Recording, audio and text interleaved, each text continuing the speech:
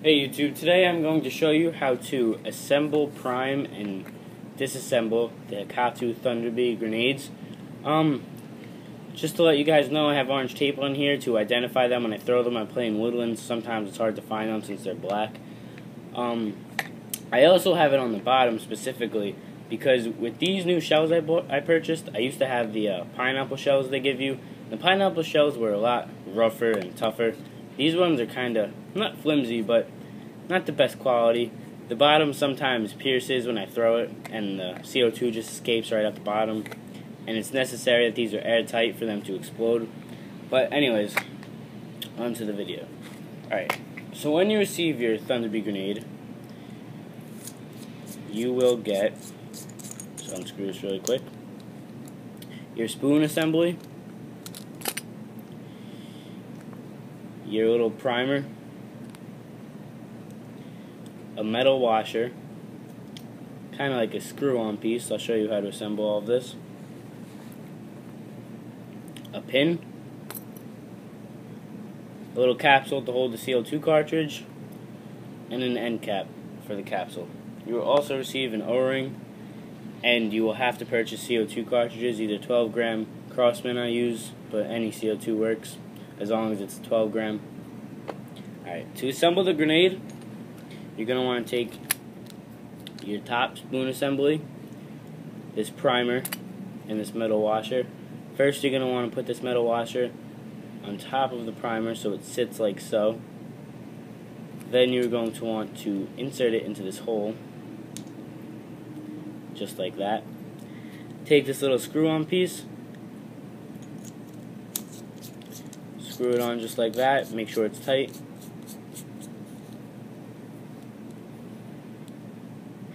Just like that. Then, to get your CO2 in, you're going to want to take this little end cap, CO2 cartridge, put it in like that, take your little capsule, screw it on just like that, clockwise threads, make sure it's nice and tight. Then you're going to want to take this little O-ring, put it right over the CO2 cartridge, so just fit it in this capsule. I use the pin to help me push it down, just like that. I don't know if you guys can see that. Then for safety reasons, I prime the top first, so you're going to want to pull back on this spring-loaded hammer, and to make it easier, I put the pin in the back hole first. Get that in there.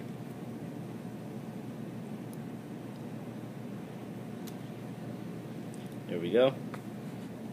So it's holding the hammer down. Then I pull back on the spoon, press it tight, take out the pin, and insert it into the correct hole.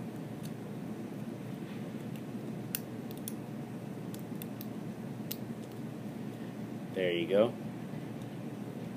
Then you're going to want to take your CO2 cartridge in the capsule and screw it onto the top assembly. Once you get to the top of the threads, you're going to want to make sure you do it slow, just in case you don't want to puncture your CO2 too early. Make sure it's hand tight. Then you're going to want to take your shell. I would spray some silicone oil on here, those little spray things, just for an airtight seal and to make it easier to screw this on and get it off. You're just going to want to screw it on like that, as tight as you can. An air seal is the most important part of these grenades. If it's not airtight, the CO2 will just leak out and you will not have an explosion.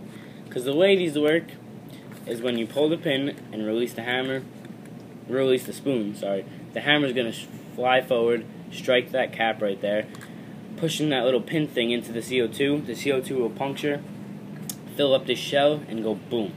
Now before I do it for you guys, just to let you know, I would check with your field about these Thunder B grenades. You can fill them up with powder, BBs, whatever you want. For indoor arenas, you could use them, but like I said, just check with your field, because these explode at 150 decibels, I believe, and human ear damage occurs at 100 decibels. So you're just going to want to make sure these don't go off, too close. Not that they'll make you go deaf or anything, but they may make your ears ring, people who have sensitive eardrums.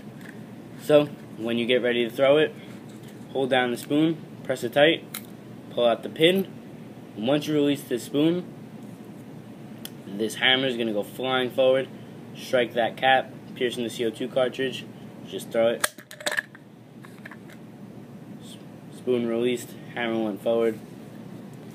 This will fill up and go boom. I'm not going to demonstrate for you guys today. I do have videos on my channel if you guys want to watch them of these things exploding in different ways. What